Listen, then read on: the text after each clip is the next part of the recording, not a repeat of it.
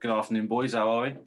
Good, All man. good, it's all right. Lovely stuff, lovely stuff. For those who are watching that may not know, please introduce yourselves. That'd be lovely. I'm Patrick, Paddy, Murphy, I'm Benjy. lead guitarist. I'm Benjy, frontman of Lock-In. We're an indie band from, well, we say London, but we're a bit of Essex and London. Well, we're London, aren't we? Don't count them lot. Don't count Essex. You don't want to get involved. Is that? And have you actually played gigs yet, like proper gigs, or is this a new thing, or how long has it been going for? Lock-In. So Lock-In, yeah. So Lock-In. So we released our first single in September 2020, officially on Spotify and Apple Music and all that. But Lock-In as a band has been around since September 2019. Right. That's when we did our first practice session. And then we spent just about a year sort of writing and prepping ourselves, and then so we knew we were fully ready to sort of burst into the scene, I guess, and get stuff on the streaming services and that. You can tell it's tight on there as well. Like when you listen to it on Spotify, it's not like, oh, this is the band's first song. It feels like a lot more fresh. Was this your first, all you guys, like Paddy and all that, was this your first ever band, or was there experience before? Because it's something so I think experienced in the sound, if you know what I mean. Before Lock-In, other members, Sam and Angus, we were in a sixth form sort of band. We just started up. Just some mates, really, just messing around, just trying to write some tunes, whatever. Yeah, and then we basically just said we wanted to sort of progress with it. So when further down the line, we went to a festival called Community Festival, Finsbury Park, and that's where we met Paddy. And then later down the line, we met Ollie, our drummer. We were already sort of mutual friends, but through Sam's mate, we met Ollie. So yeah, that's how it formed, really. Nice, man. Well, and then Benjy was giving it big, wasn't he, at the old community festival? So I thought I'd have to get a bit of this 34 handshakes, but we changed the name up quite quickly, though. No one's having it. So you chose an oddly appropriate name for the past few years, I think. Yeah, I know. I mean, a lot of people think it relates to the whole pandemic, but the name came September 29th. Well, yeah, September 2019, and it relates to a pub lock-in. Lock-ins is what you really should have had, though, in the sense that you should have had these rowdy proper gigs, especially these releases and the attractions you had. We know we had you booked in for Bishop Strawford, I think, in March. Yeah.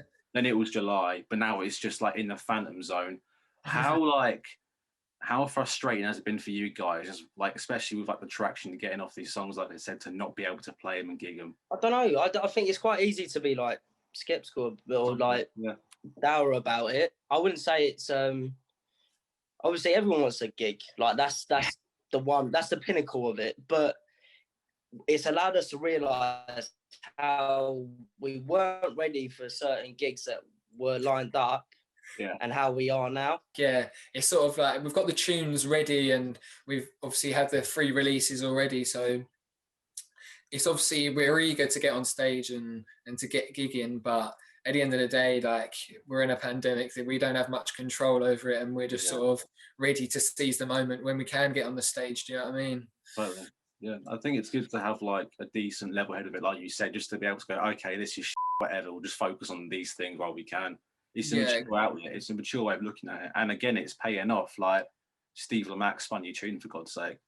That was pretty mega. To be fair, I mean, especially 2 weeks after the release. Yeah, and the tune's doing really well. And then for Steve Lamacq to spin it was pretty massive. We was all proper buzz. But we've had plenty of other bloggers and radios play it as well, which is just as big as well. We appreciate all the plays, Steve Lamacq included, and then obviously some other bloggers featuring us. And it's just mega the response we've had. We really appreciate it from bloggers that are just starting out to sort of obviously being played on Radio 6 is mental. But we appreciate all the press. How do you go around that then? How do you get around getting your songs out there? Is it someone does it for you, or do you constantly look up contacts, look up websites, send it out to everyone? How do you approach that? For the Radio 6 thing, it was actually a gent of an account called Travelers Tunes on Twitter. I don't know if you've heard it. No, I ain't. It's like a blog. They did a little blog on our songs, and they repost songs on their Twitter. It's a good little Twitter account for new, if you want to find new indie bands. Big shout out to them, because basically Steve Lamacq was looking at their page, or was on his Twitter feed, and he saw the song pop up that way. Nice.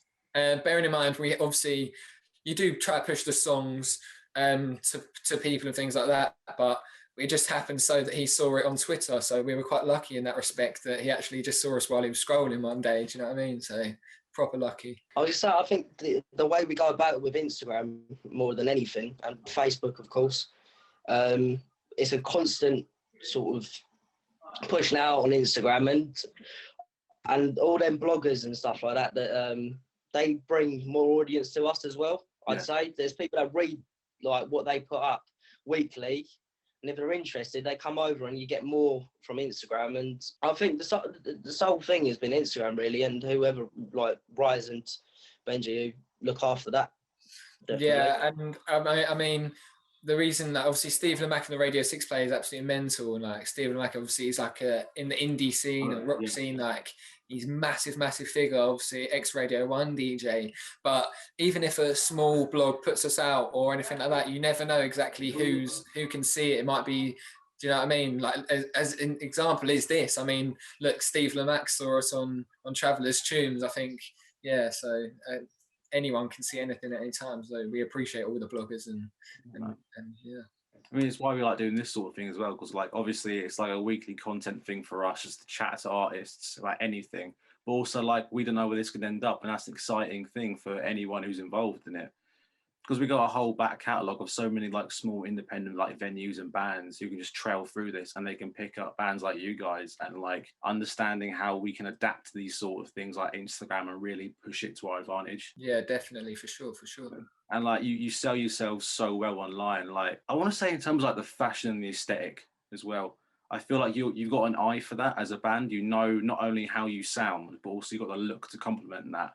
But it doesn't feel like acting. It just feels like very genuine. And you collected all these pieces of like 70s, 80s, and modern subculture, like mixed it in a pot. Like how did that come around? Was that a conscious thing, or was it just a natural flow of like influence and fashion and all that? I think I find myself sort of whatever I'm writing at the time definitely reflects what I'm listening to. And so at a certain point in time, what I was listening to with Teenager or whatever, or Rosy Cheeks, probably wasn't the same as Get Over It, and wasn't the same as other tunes that are out there. So I think you're only the sum of what you create is what you listen to, and that's all you can put it up to. I mean, fashion wise and all that, I don't think we put too much attention to it. We like to look good. Yeah, and I feel like that sort of just like that, as you say, that natural aspect of our sound and our aesthetic sort of linking really well together. And the fact that like Paddy, I know you like the 70s scene and the 80s scene quite a lot. I'm more modern day.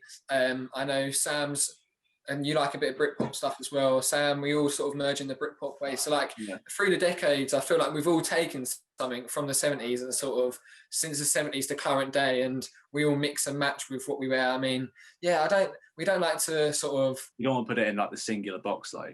Like yeah. We like the fact that we sort of, in terms of the sound as well, it sort of just mixes around, and we're quite experimental really. Like I'm sure our look's bound to change within the next 2 years or anything like that. So I think if we try to achieve one sound, we become very sort of monotonal really, and people get bored. If you look at one thing I'm very proud of with all 3 singles we've done, is they all sound different. Yeah. And I think this is something that we can continue to do onto the next stages in our careers, for certain. Yeah. And I hope that makes it interesting for the listener. Yeah, exactly. Well. Exactly what I was about to say is like it's exciting for a listener not knowing what we're about to release next, in terms of like, you know, what is it going to be, a similar song to Teenager? Is it going to be a similar song to Get Over It? Is it going to be a jangly sort of indie pop song, or is it going to be more of an indie rock song? I mean, we like to keep it open and sort of, keep everyone on their toes, really. Yeah, you want to be like a Swiss Army knife, don't you? End of the day, that's the goal of any band. You want to just pull out all these. You want to pull out all these like nooks and crannies and see what, like, you can open a bottle and get down with indie tune, or you can just cut something open and go hard. Like it's great to have that versatility. And I was going to ask you about that really, but you kind of answered most of it already. I feel like. When did you write these songs and you recorded? I'm wondering, were these like the first song? So literally what we've released is what we wrote first. So Teenager, I think, was the second song we wrote in September 2019. Yeah. And then Rosy Cheeks followed just after, probably around October, November time, 2019 again. Yeah. And then Get Over It was around February 2020 we wrote that. But obviously in between then we've got songs, and after we've got songs, so we've got plenty in the catalogue ready, but they were well, Get Over It, I'd say, is my favourite song of ours. Nice. I think it shows the most maturity out of the full songs. I think between Teenager and To Get Over It Now, it follows how we progress as a band more than anything. And I think that reflects back onto what we recorded. And there's such a greater eye for detail in the way we recorded Get Over It to just the bruntness and brute force of Teenager. But I really appreciate like all four of them seeing in the studio, right, no, that doesn't work, let's do something else. It just still comes down to that natural thing that we were talking about with the aesthetic and the sound. It's sort of, it just flows. Everything's just flowing really nicely, and we're just going to keep it flowing until it sort of doesn't flow anymore. Do you know what I mean? And then we'll have to rethink how we do things. But at the end of the day, I don't think that will change, because again, if it's natural, then what's the change, I guess. But yeah, we're enjoying the music, and we're enjoying writing and the songs we have and are ready to release and whatnot. So yeah, we're really enjoying it at the moment. It's good. Yeah, like I feel like, obviously I haven't seen you guys live, but like I feel like you'd be great live, but also hearing how attentive you are in the studio and also what you can hear in the final recording, it's great to hear like a newer band care so much about the recording process, because like there's so much happening in the tunes and you know what you want, and I think that's such a good thing to like keep an eye out for. Yeah, for sure. I mean, we took a bit of a different approach with the latest release, Get Over It, in terms of the recording. We used a different studio, just purely wanted to try something different. We went to Premises Studios in Hackney, and that was a really enjoyable day. We spent a whole day on the tune, just one day, and we just sort of experimented as well, because we brought the tune. We didn't write in the studio, obviously. We brought the tune to the table with the engineer Curtis, and we sort of come with us and helped us and thought, oh, blah blah blah. Why don't we change this? Why don't we do this? And we all come together as a group, and then change the song. Not change the song. If you heard the demo, it's pretty much the same. But like Paddy, I know you added in some extra guitar parts, layers and whatnot. Yeah, we just layered it and just added in some backing vocals, and it just sort of brought it a bit more to life compared to. There's even keyboards on it, which if you asked me like 6 months ago, there'll be keyboards on your tunes, I would have laughed. Yeah, like we added a bit of synth to it, just nice in the choruses. But yeah, no, it's just really enjoyed the recording process to Get Over It. It was proper good, and West Ham won, so that was good. Like, will that be like your next go to them for the recording next, or are you going to like go further in the pool, like you said, like further down the stream? Do you think? I don't see if a method works, you might as well give it another go. Really, literally. You know what I mean? Yeah, like, I think stick by the don't change what's not broken sort of thing, and we'll probably for the next recordings, whatever, just take the same approach. We always go in quite open-minded with the change thing. Like, if we think in the studio when it's actually recorded, if it doesn't sound right, well, we can change it. Do you know what I mean? So yeah, we're always quite open-minded with the recording side of things. Totally, yeah. I think I'm excited because I'm a fan of this sort of stuff anyway. I just like hearing new takes, especially like with me being in a student in London for 3 years. I feel like I hear this stuff with my eyes every day I'm there, if you know what I mean. Yeah. Like I said about the culture, like you sucked it through this filter of you guys and you put it back out. I really rate it. So like, yeah, I'm excited for whatever comes next. So it's such a generic question. Is that going to be sooner or later? Obviously right now, things aren't great. Everything's closed, but what would be like the next steps for you guys, at least from here? Keep on writing, or just keep on going back to what you're going to go with next and like build better, not worry about We've got a lot of plans. I mean, we're not able to say much.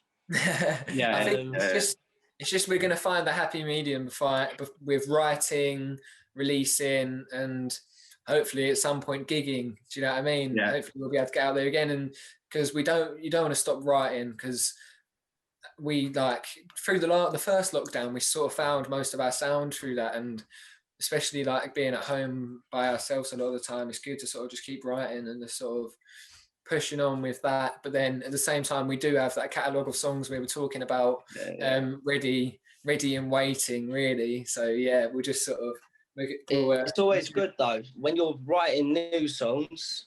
It's always quite good to see you've still got a catalogue there, whether it's sort of something's not working out with what you're doing now.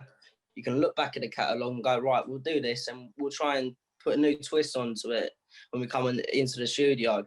But I mean, there's a lot of stuff that I'm doing now which I think is different. But I think it's what the listener would like as well. There is a lot planned, and I think we're going to make the most, like we did with 2020. Yeah, we're going to make the most of what we've got, what we can do, really. I mean, live performances are still not sort of, we don't know, but we're sort of starting to master how we do things in the studio and the way we do things in rehearsal rooms and the way we bring new ideas to the table for our circumstances. Yeah, which sort of, it's about adapting, isn't it? Adaptation. We're just trying to adapt to what situation we're in, and we adapted well to the last lockdown, and we adapted well coming out of it, getting straight back in rehearsal spaces and practicing.